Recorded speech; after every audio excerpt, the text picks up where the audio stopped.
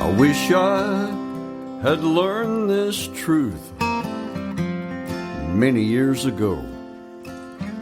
Be thankful for the days, good and bad. All right, welcome to Warrior versus Zombie, and this is episode 21, and I've got an amazing warrior here today, Kennon Grose, and I'll tell you a little bit more about him in a minute. But before we get started, for those of you who may have just joined us, or maybe you forgot what Warrior versus Zombie is all about, let's talk about success. So success is a journey, it's not a destination.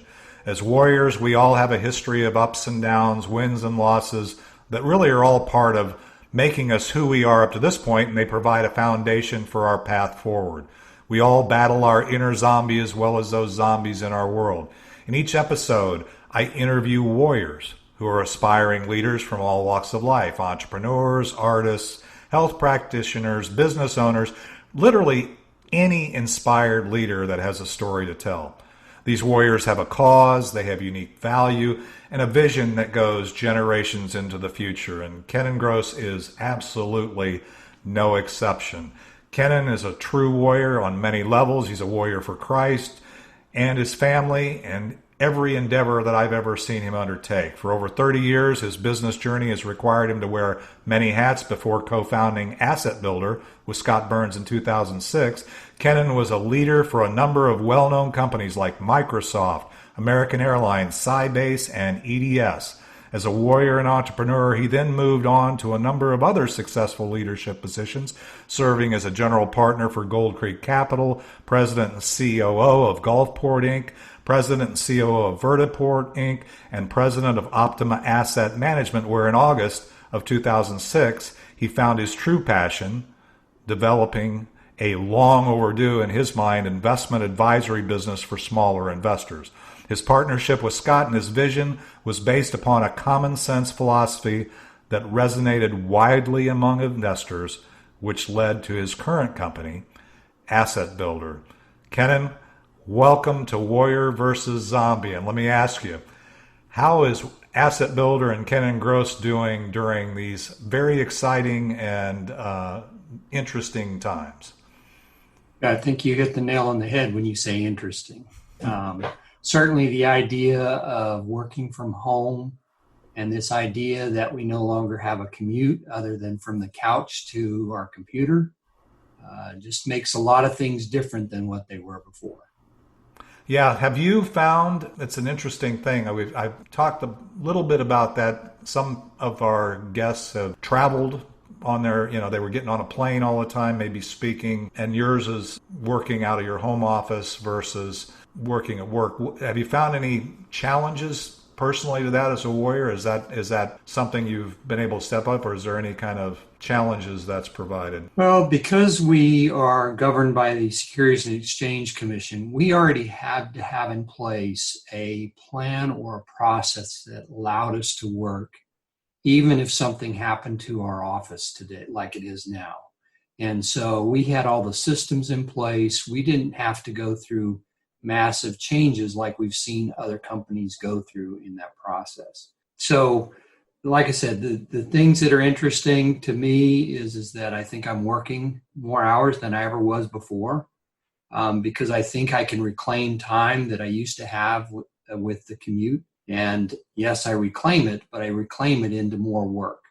I work later, I work earlier, because since I don't even have to shower sometimes, or I can walk around in my shorts and not have to get dressed up to go to work, that just means more time that I get to work. Yeah, it's actually, I love that, because, I don't know that we've had this conversation that much with any of my other guests, but, since we're friends and we I sometimes, my getting ready for work entails taking off the shirt that I just worked out in, making sure my hair looks okay, and then putting a shirt that looks somewhat dressy on that will be seen on the Zoom, because you can't see me from the waist down, right? I do wear pants because I'm afraid that sometime I'm going to stand up and maybe shock the audience. But yeah, it's kind of an interesting dynamic. But I find it interesting because you say being under the the guidelines or the requirements of the SEC, you have to have the infrastructure in place to be able to work from home. But what I also heard you say, which is very, I think a lot of people, a lot of the warriors are dealing with this, is where you used to go to an office or maybe go to the client's office, and now you're doing things from your home office. It requires some discipline around creating the boundaries. When do you stop working? When do you start working? And so you tend to overstretch those boundaries. I find myself as well working into the evening, taking Zoom calls when normally it would have been, okay, I'm home, I'm done working for the day. So yeah, I can totally relate to that. And I've had other warriors and clients say, it's just too easy just not to get into my workday. So developing that habit or that new routine probably is also something that I'm hearing you say. Yeah, I think for whether it's been for me or for other people in the office or with AssetBuilder, I have seen them do things outside of work that going into the office doesn't necessarily facilitate, like they're redoing their bathroom, they have these DIY projects, and that really forces them into the mode of, hey, I need to stop working because I need to go do that DIY project. I knew that when I was at Microsoft, if I watched the developers, because oftentimes you had these long extended projects that didn't seem to have the appropriate end time that they hoped for. It was just a new version of the same thing. And I could tell when I heard stories of them cutting their yards or doing things that had a degree of satisfaction, of completion, I knew that you had to change what you were doing from a project perspective. I think that applies now more than ever, because what I hear people doing now are DIY projects. Like I know one of the guys is redoing his bathroom. For me, I spend a lot of time working with photography, working with videography, which there is a great opportunity to use YouTube as a fantastic learning tool. So I may not get up from my desk necessarily and walk away, but I turn to something else that captures my attention other than what people traditionally think of as work. Yeah, and I think that is, that's kind of brilliant, really, because I think it is true. I think when the boundaries aren't there in terms of work location, home location, the physical boundaries, because things have kind of muddied the water a little bit, creating those boundaries either through projects that aren't even necessarily work related, because some of the things span days and it's hard to say, okay, I'm done for the day, because you just keep going on it because there's more work to be done. And at some point if you're going to an office, you just got to put a pin in it and go say, I'll get to that the next day. Well, now you've got to put some of those other boundaries around it, I think, which is, again, it's a brilliant observation. Probably a lot of warriors are going through that same learning curve and maybe coming up with some of those projects as well.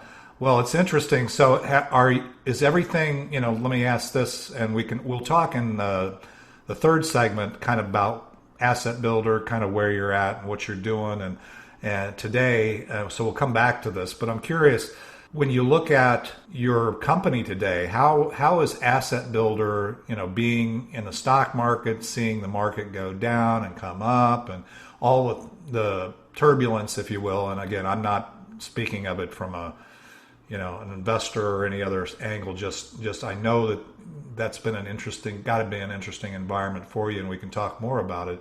But are you guys, would you say you're doing better now, worse now, or kind of the same at this juncture in the world that you're at? Are you guys, and it could be on your family too. I'm curious as to, is everybody kind of in a good place or better place, or how do you view it? Well, I think you asked maybe two questions. One with regards to the business itself.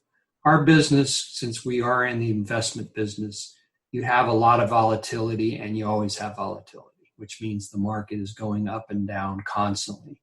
It is generally fueled by noisemakers or the media that drives, hey, this is the latest, greatest thing that people typically pay attention to. And unfortunately, they make many of their investment decisions based off that noise.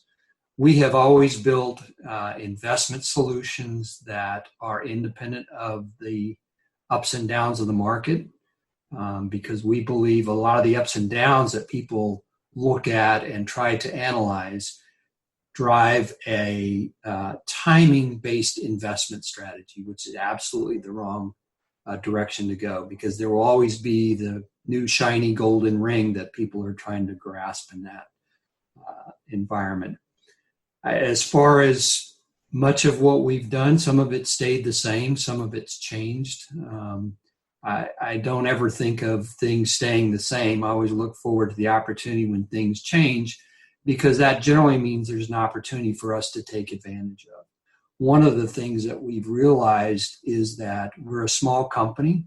We're able to take calls. We're able to use technology to our advantage, whether it's a video tool like what we're using today in this podcast. But when you try and call large companies, they are still trying to figure out how to deal with the volume of clients that they've had.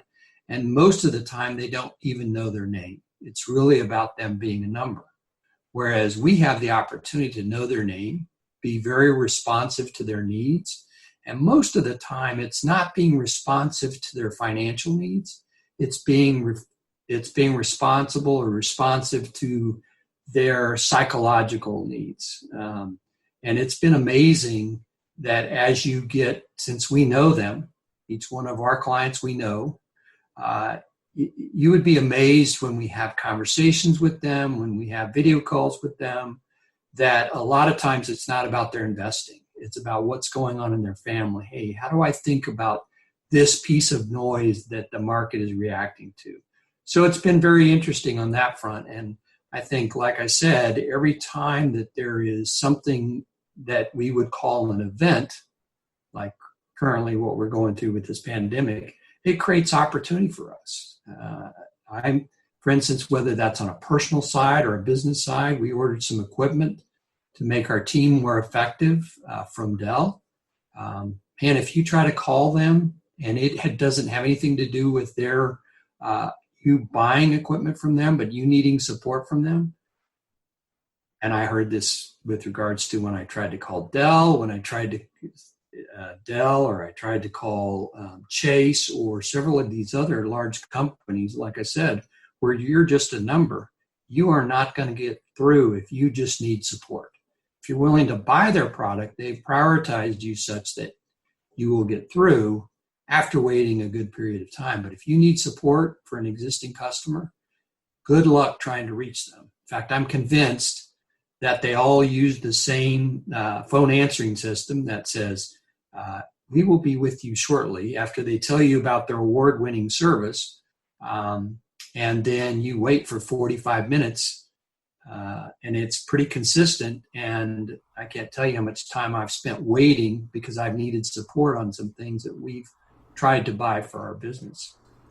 Well, that's actually, you've just given the warriors that are listening to this podcast an important lesson in that, just that little bit of analogy. And that is, if you're a startup company, you're an entrepreneur, small company, smaller company than most, this actual challenges that you're experiencing, and I'm not minimizing the challenges, the opportunity is there for you to carve out more market space and actually provide a level of service that a lot of people aren't going to get from maybe the big guy in your industry. I mean, you have an opportunity here as a warrior, as an entrepreneur, as a business owner, as a solopreneur, wherever you're at.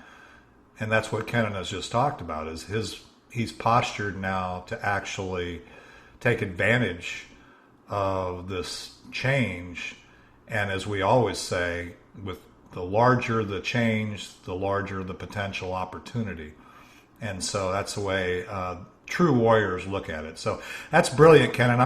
We're gonna end this segment and hear a little bit of Ricky Jean Wright. And when we come back, I want to talk to you. I want to hear kind of your story. I know I know a lot of it. Again, we've been on this journey a little while together, but I really think our audience would love to hear kind of how you got to where you are. I know you've had a lot of experience with different companies and getting to where now you're CEO of AssetBuilder, and you've gotten this company going, but I really do want to hear kind of your story and how you got to today.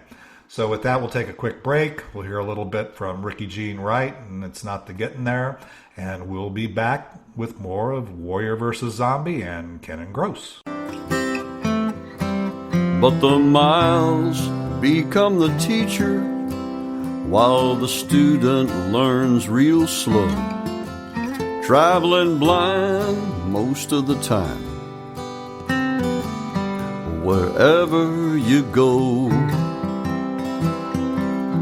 it's not the getting there, it's the journey every day.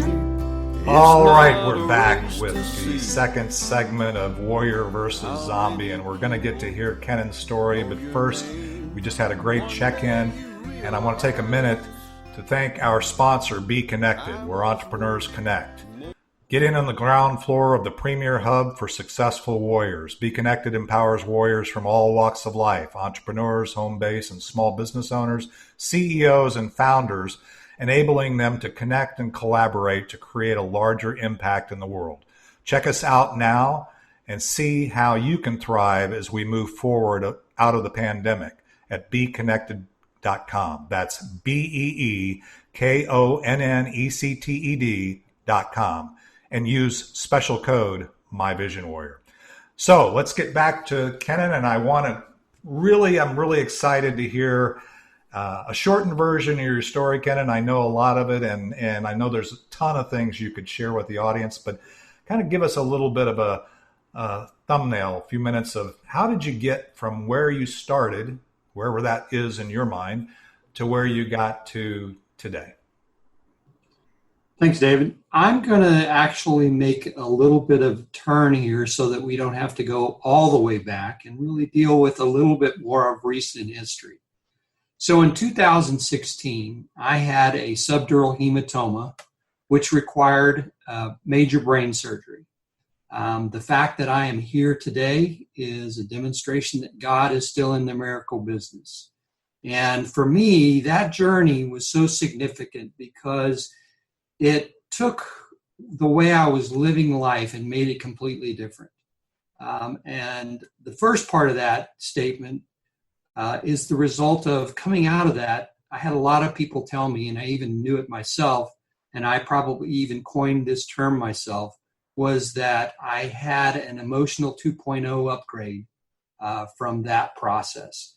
And as I said, that part of the journey was very, very significant for me because it really changed the way that I thought about things, the way that I reacted to things.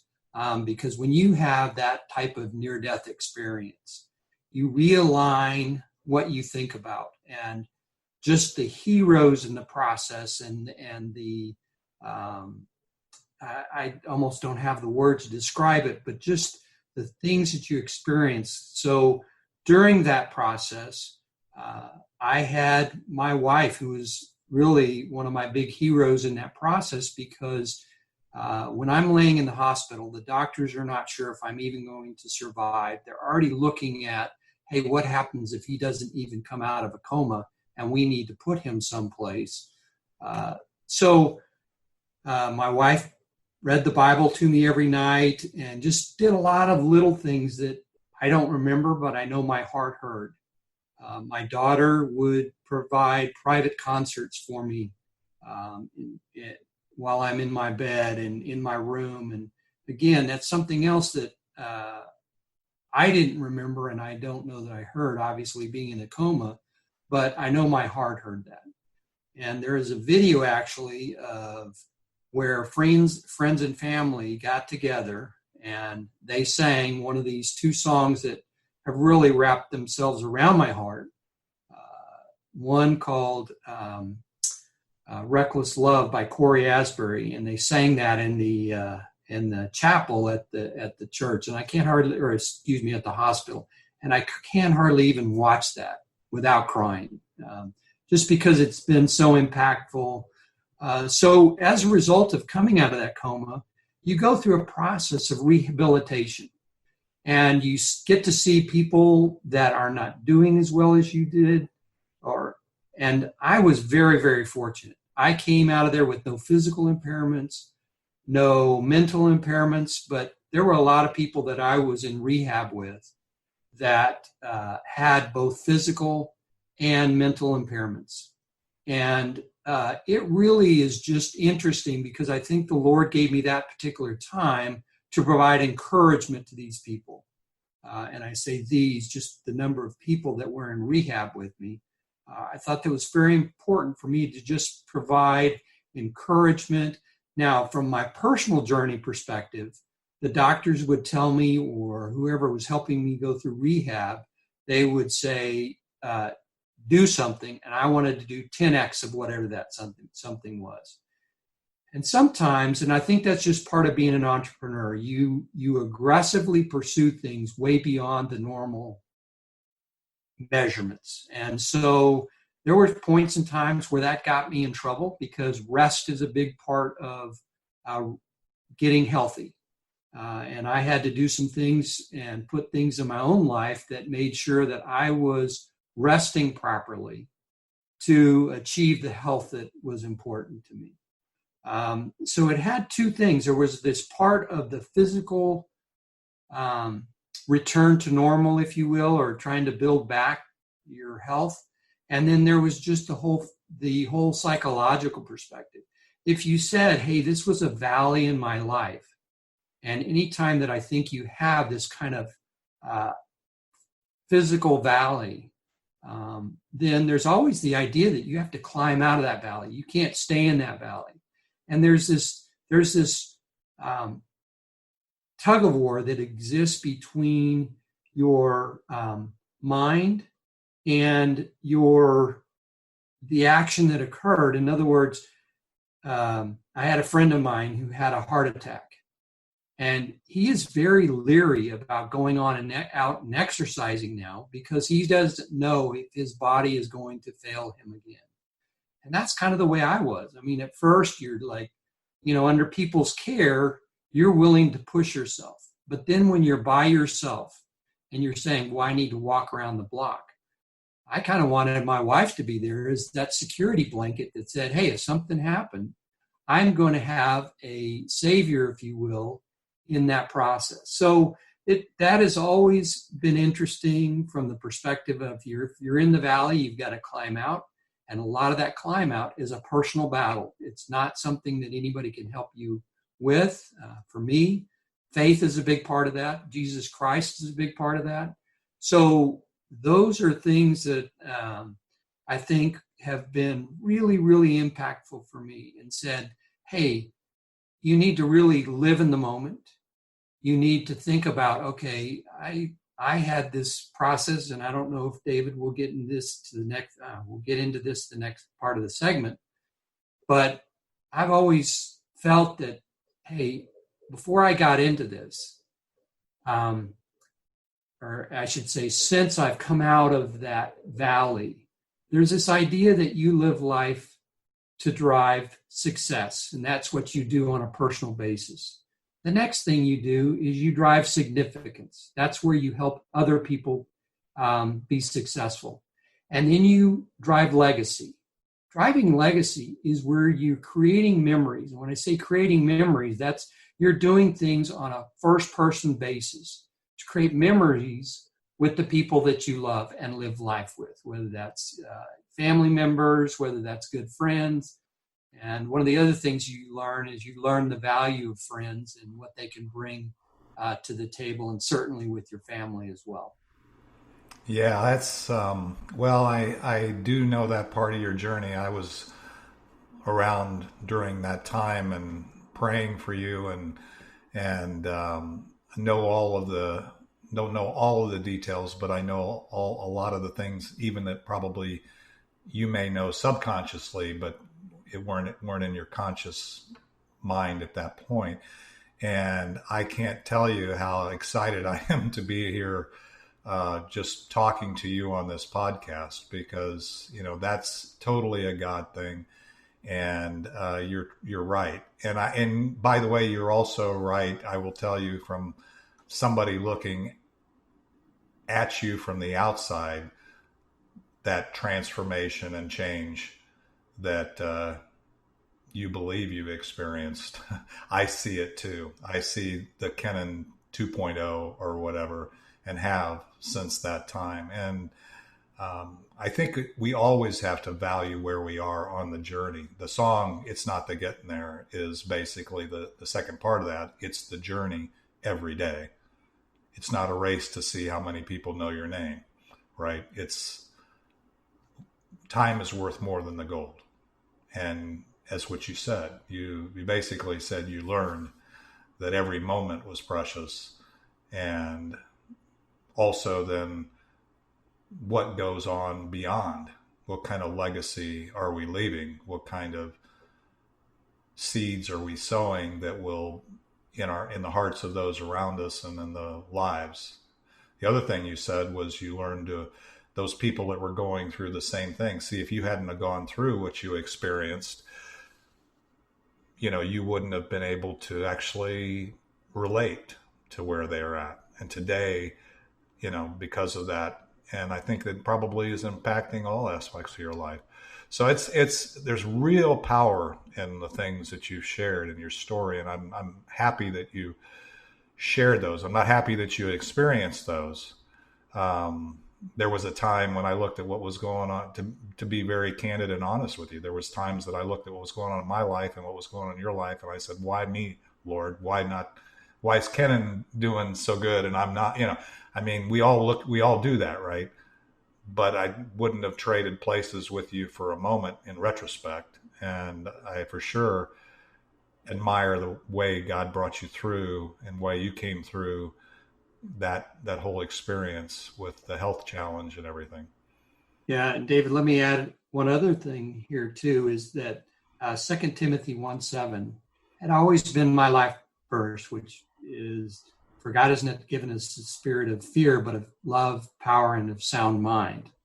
And I had always viewed my sound mind as probably being one of my biggest strengths, because whether it was opportunity or I was just very analytical with this view towards opportunity. Probably what has made me the serial entrepreneur that I am. And I've had several successes, and currently AssetBuilder has been one of my biggest.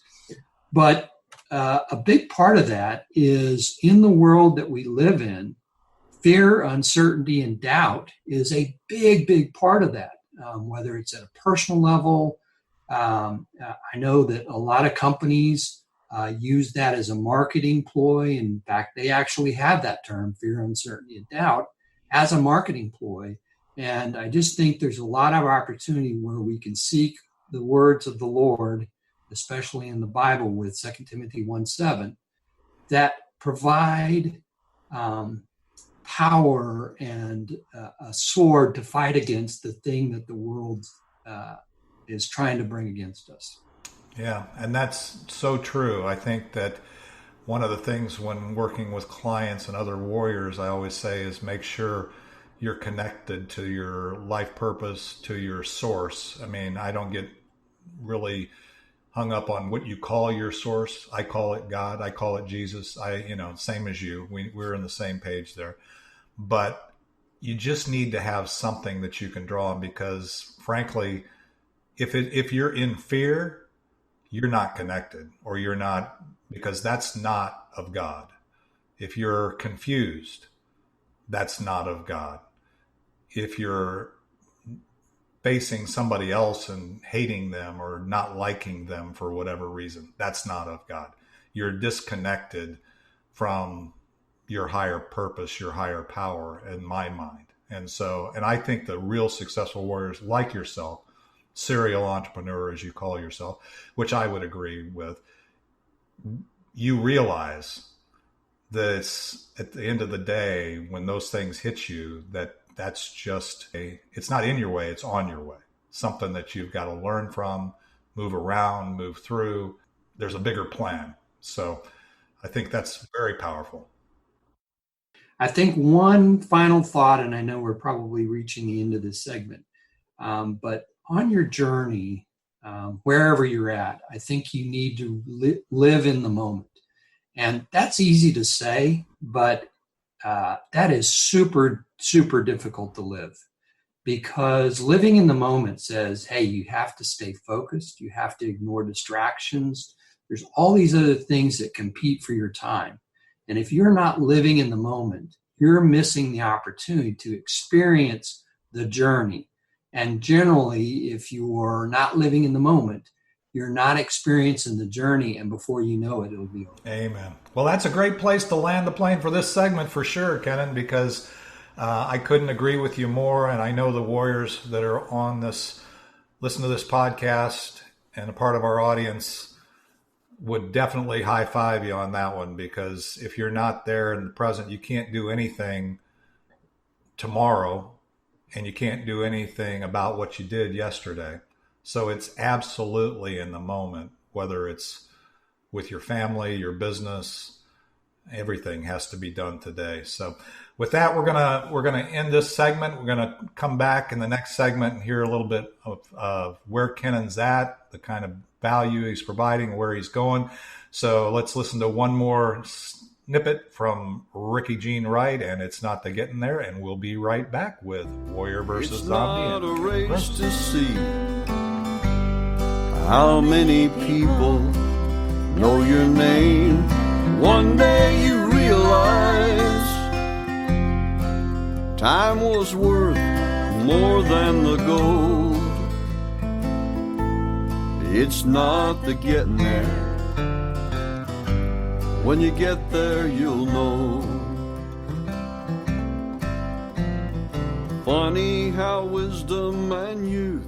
All right, we're back with Kennon Grose, and it's been an amazing episode already, hearing his story and kind of getting a check-in on that. But now, Kennon, we're going to come to the future. Come to the present and then talk about the future.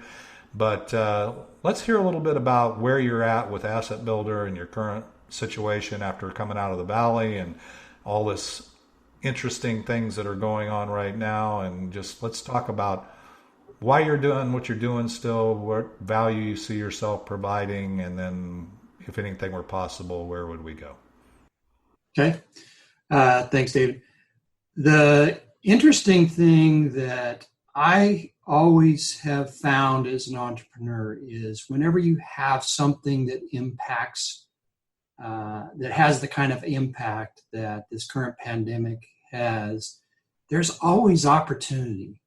And one of the things that we had trouble as AssetBuilder getting people to take notice of is preparing for retirement. In other words, because when the markets were going up like they were, all you had to do was throw a dart at a dartboard and be able to say, hey, look how good I am at investing. Well, the moment that the markets start to have the volatility where they go up and down so drastically, and I can remember March 23rd of this year when they all of a sudden started falling and everybody's like, oh my goodness, as opposed to last year, we were trying to say, hey, here are some strategies for retirement. Here are some things that you need to do, because so many people focus on return versus stability of income. Return is what we've been trained to look at our entire lives. If you're doing anything with financial results, as opposed to if you're going to retire, you need to start thinking about stability of income. And I remember last year we were creating a new solution for this, and we felt we used this term screaming into the wind, because when the returns were so good, it didn't matter. You could do all you wanted in returns of income because the quote unquote returns aren't that good compared to, hey, I'm just glad I'm getting a check today. In other words, this stability of income. And so we had developed this product that provided this monthly check. It really focused on, hey, how do we protect and maybe grow the assets that we have a little bit, but that you get a monthly check, something that you're used to in your current work environment. So it's rearranging your investments to provide the stability of income with a check, a monthly check that's similar to what you get in your current work environment that you have today, but you're just wanting to shift that to retirement.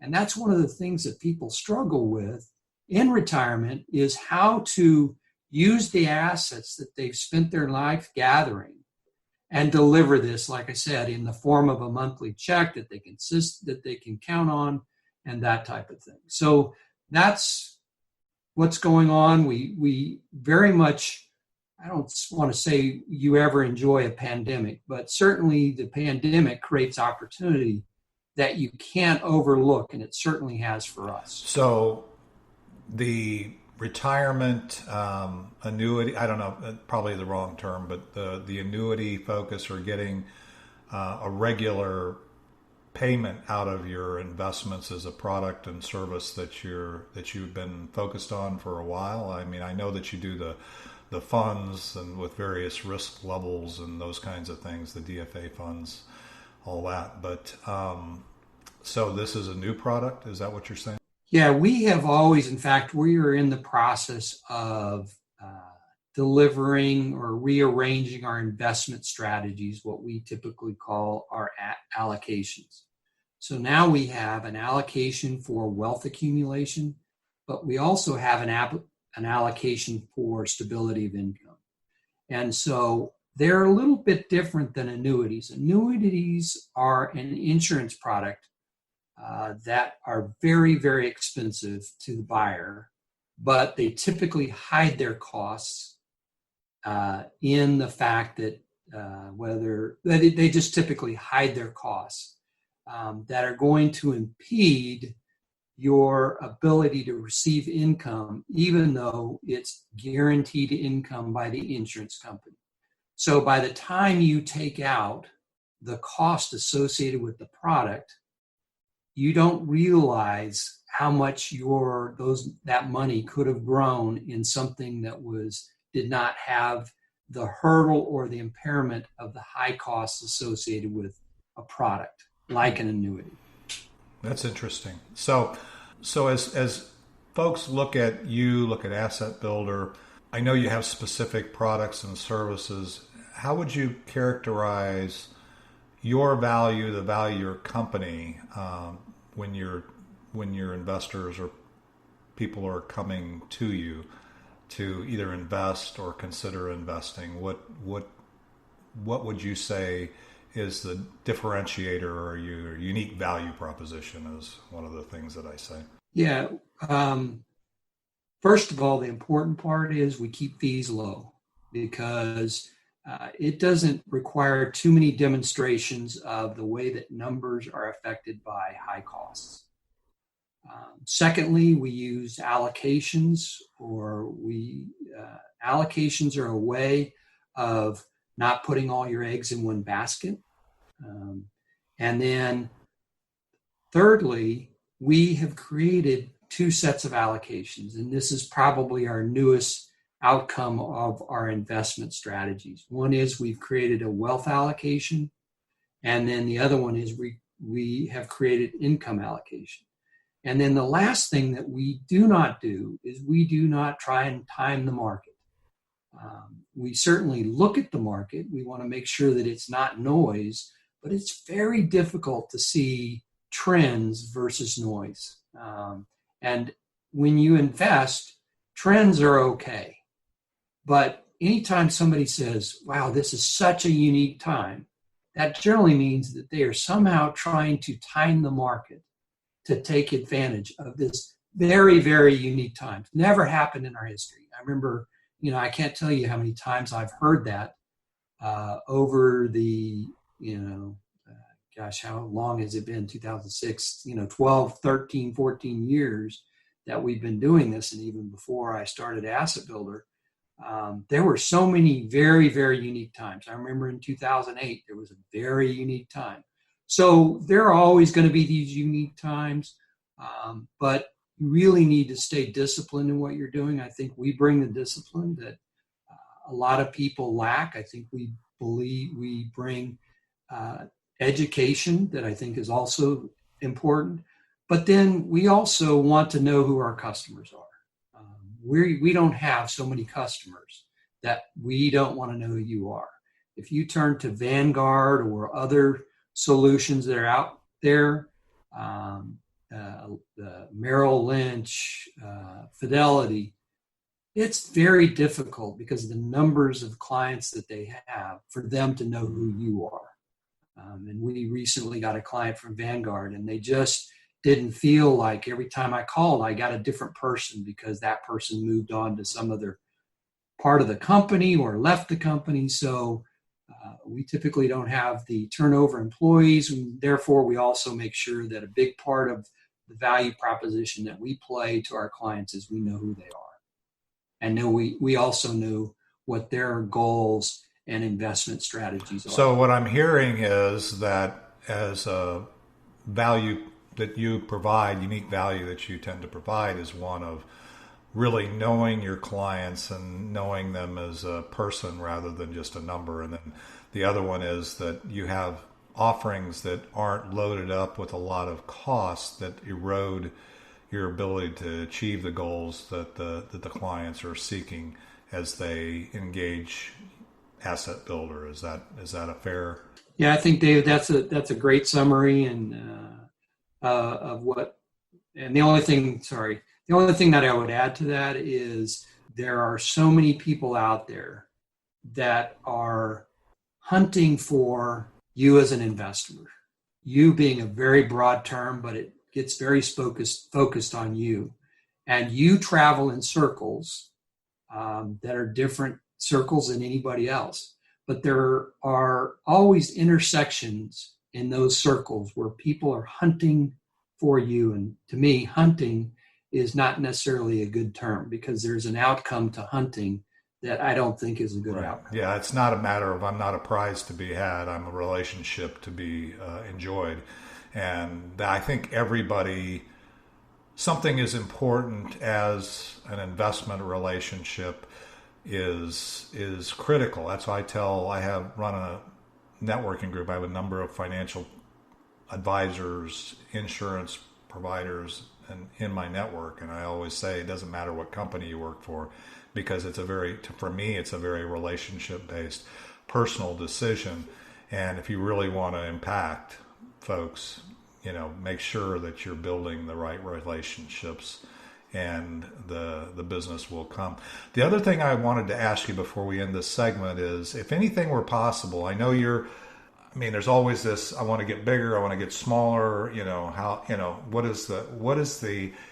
if anything were possible, what would the impact be on today? Obviously, I don't think you're not satisfied just where you're at. You want to have more impact. What would that look like? I think there are two things that we think about. Certainly, as you say, growth is a big part of that, being more than what we are today, our ability to do, even better job at knowing and servicing our clients. But I think another part is extremely important, is to create a succession plan. In other words, who's going to be there to operate your business when you're no longer there? How well are you doing at grooming the next generation to be a part of your company?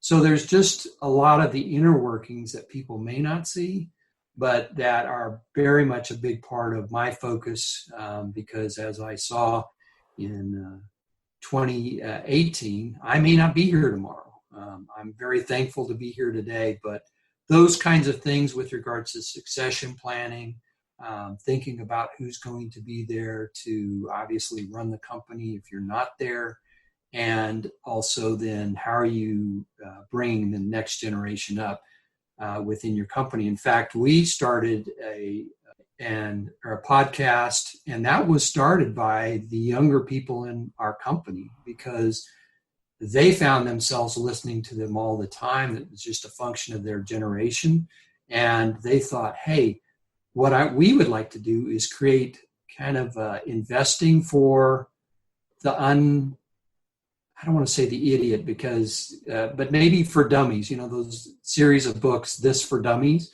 was meant to be this very elementary explanation. And I think we have done a very poor job for the next generation in explaining to them, hey, this is what investment looks like. This is what it feels like. This is what you need to understand.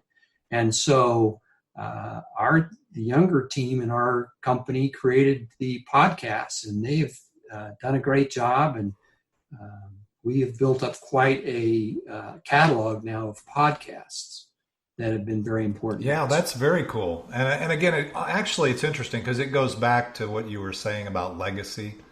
And when you talk about succession planning and everything else, I mean, I think most of the warriors, if not all the warriors that I talk to, want their vision, their dream, if you will, their company to go generations into the future. And the only way to do that is the things you're talking about, which is looking at, how to build that foundation. And it's hard to get new clients in the next generation if they don't understand the basics of investing. So that's a beautiful thing. And then just really understanding the need to have a plan for what happens when the company needs to go forward or your dream needs to continue if you're not there. So I think those are both brilliant and very powerful. Well, let's do this. Is there anything else that you have, or we can move on to the last segment? Is there anything else you have to share? And I have a lot of things going through my mind, and we may need to just edit that right there and stop it right there, because all these things in my mind started racing forward, but they're not necessarily coming out in cohesive thoughts. So I can totally appreciate that. Well, we're going to do this. We're going to end this segment at this point. And when you come back, Kennon, I am going to ask you for one more thing. And that is, if anything were possible, what would we take away from this podcast when we come back? And then I want to talk about how do we stay in touch with you and so on. So with that, let's end this segment, listen to a little more of Ricky Jean Wright, and then we'll be back with the Land the Plane segment of Warrior versus Zombie. Funny how wisdom and youth are always two different games. The years flew by so fast, is the common human complaint. The memories in our minds turn to diamonds in our soul, and by the grace of God. All right, we're back with the Land the Plane segment of Warrior versus Zombie, and it's been an incredible journey, and I'm sure that everybody here has really gotten a different perspective on Kennon and just the Warrior's journey that he's been on, and the story, the things that he's working on now are all kind of, my head's spinning with a lot of this stuff. But Kennon, if there was any 2 things or 3 things or anything we should take away from this podcast, or that you would like us to take away, what would those be? David, thank you so much for having me on the program, and I appreciate the opportunity to speak to your audience. If there was a couple things that I would like for them to leave with, and 2 of them, hopefully we've talked about, and the third one that maybe we haven't talked about that I think is super, super important. One is, I think leveraged learning is so, so important. This is where you keep your mind on a knife's edge. If you're part of the audience and you're male, when you reach a certain age, you will have a natural deterioration of your mental capacity. That's just known fact. So I think this idea, when I say leverage learning, that means spending a lot of time learning from other people. You don't necessarily always have to learn by hitting your own head against the wall. There's a great opportunity to do leverage learning where somebody else has already hit their head against the wall, and you want to learn how not to hit your head against the wall. Now, clearly, the opportunities are way more complex than that, but that's when I say leverage learning, you're going to learn from other people. And I have found, David knows this, but I have a multiple number of passions, whether that's photography, videography, but I spend a great deal of time learning from others how to do things. And That's one of the things that I like about YouTube is you don't have to sit through the whole class, but you can learn very specific things in very small chunks of information that become valuable at that point in time.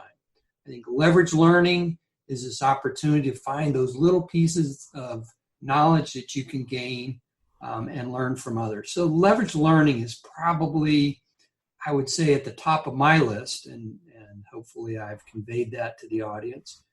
The second thing is, I would say, don't succumb to fear.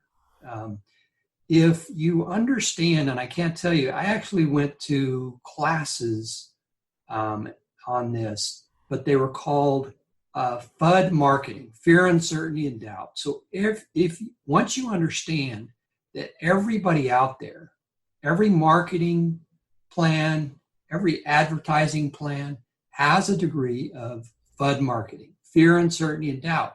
Once you understand that, you realize by how much noise or how much FUD you're being hit with. And if you can just stay, of sound mind through that process and let something else steer you, then that will be extremely important to, I think, your overall mental health and sanity.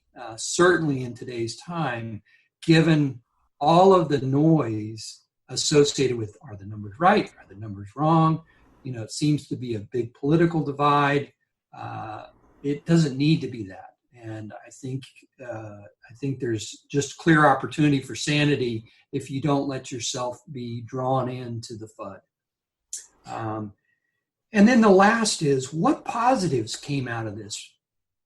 Or, maybe still going on for some of you. One of the things that happened for us is I have 3 grown kids. In the first part of this shutdown, and they're spread across, my oldest daughter's in Washington, D.C. They're spread across. They've got their own activities. They came home, and when they were on lockdown, everybody else was too, which meant that my daughter's typical social calendars weren't filled up. We were having dinner every evening, and just the opportunity to listen to them, to explore what was going on in their minds, just to listen to their power of their stories became a great opportunity to say, wow, living in this moment where I have an opportunity to experience something that I haven't experienced in a long, long time was just an overwhelming positive process or positive thing that occurred during this time. And I even made this comment, I hope that we don't get so busy in the future that we don't forget the opportunity that we've had. And I know you and I were sharing this past Sunday, and you talked about, how you were staying in touch in a unique way with your kids that I found very interesting. But again, those are just some of the positive things that come out of this. And if you're so wrapped up in the fear of it, then you miss how the positives can drive you through and can create a better outcome in your journey. Well, that's beautiful. So basically the commitment to learning, and I think that's hopefully what the Warriors are doing here, because they're hearing your story. They're hearing things that you've learned along the way, and hopefully that's a practice that the Warriors are taking away from this. And then the whole concept of the opportunities that are there, and just, I think all those are very powerful. And yes, sometimes we all stare so long at the door that closes that we don't see the doors that open in front of us. And that's the case in many aspects where major challenges occur, because we're so waiting for that door to reopen that we miss the fact that maybe God or whatever, the opportunity, the challenge has opened up doors in front of us that we don't see if we're so fearful and stressed out. So that's another beautiful lesson. Well, Kennon, this has been a great journey. I so appreciate you sharing with the audience. I know they're gonna love this podcast, and I'm so thankful to know you as a friend, and also to know you as a warrior on this journey. And you've had your share of zombies along the way, but you've continued to move forward and treating those with what they deserve, which is continuing to move forward in your own intention with your own plans. So that's a beautiful thing. How do we stay in touch with you? That's one of the things that I know the audience is going to know. How do we get back in touch with Kennon Grose? Dave, probably the easiest way is through email. Is Kennon, KENNONG, at AssetBuilder.com. If you find our website, because sometimes people don't get the AssetBuilder spelling right, but if you find our website, AssetBuilder.com, then you get the Kennon G right. And so it's Kennon G at AssetBuilder.com. Okay, so Kennon G at AssetBuilder.com. It's kind of like our sponsor. I have to spell it out so that people get it right, because Be Connected is spelled a little interesting with this particular company. But anyway, so awesome. Kennon G at AssetBuilder.com. Well, I'm certain that a lot of us that are in the area of retirement or considering plans and looking at this interesting financial market are going to want to at least see what AssetBuilder is doing and what you're doing. And again, I'm so thankful for the opportunity to be able to talk to you here. Thankful that I'm looking at you and seeing, you thriving in this environment. And that's what we're meant to do. We're not just meant to survive, we're meant to thrive, and that's what warriors do. So anyway, thank you all for being here today in terms of Warrior versus Zombie. For those that haven't, that found us, we are on all podcast platforms. So if you heard us on one and on YouTube, on Google Podcasts, Apple Podcasts, you name it. If you're on a podcast platform, Spotify, iHeartRadio, you name it, you can go to iHeartRadio or go to Alexa and say, Alexa, play Warrior versus Zombie on iHeartRadio, and Alexa will play it for you too. So anyway, but I want to thank one more time our sponsor, Be Connected, and invite our warriors here to get in on the ground floor of a premier hub for successful warriors. Be Connected empowers warriors from all walks of life, entrepreneurs, home business owners, and small business owners, as well as CEOs and founders, really enabling them to collect, connect, and collaborate to a great and larger impact in the world. So check us out now at BeConnected.com. That's BeKonnected.com, and use a special code MyVisionWarrior. And so now we'll kind of land the plane here with Warrior versus Zombie. Again, Kennon, thank you. And we're going to hear one more segment of It's Not the Getting There, and we'll see you next time. It's not the getting there, it's the journey every day. It's not a race to see how many people know your name. One day you realize time was worth more than the gold. It's not the getting there, when you get there you'll know. One day you realize time was worth more than the gold. It's not the getting there,